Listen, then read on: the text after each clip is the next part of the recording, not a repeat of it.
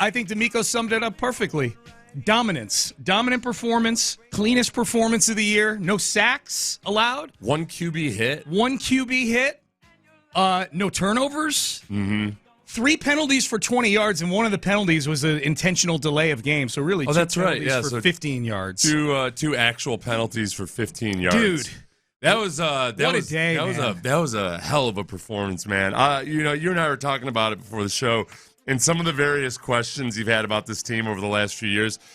Like, in the question you asked me a few weeks ago was, was that Laramie Tunsil trade worth it? And I kind of was still thinking, like, well, Trent Williams was available at the time. I watched Laramie Tunsil on already, like, pretty ailing on the season and then aggravating or injuring his knee during that game, but just absolutely shutting down Myles Garrett the way he has done in the past. Derek Stingley, a lot of criticism so credit to William O'Brien, the general manager, Esquire, for the Laramie Tunsil trade. Derek Stingley.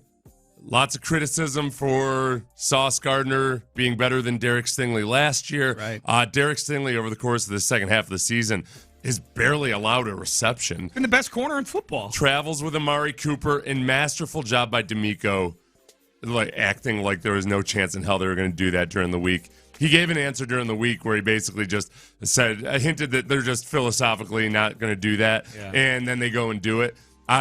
I'll forgive D'Amico for making me look like a clown for defending him and not making that move and then going and making the move.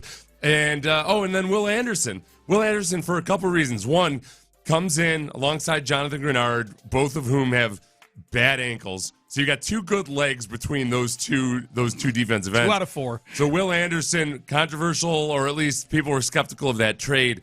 Will Anderson has really poured it on in the second half of this season. Plays injured. He, John Grenard, and then, another GM acquisition, Derek Barnett, they were the keys to that game. That was the huge advantage the Texans had, was that the edge rushers, if they were healthy enough to play, could destroy those offensive tackles for the Browns.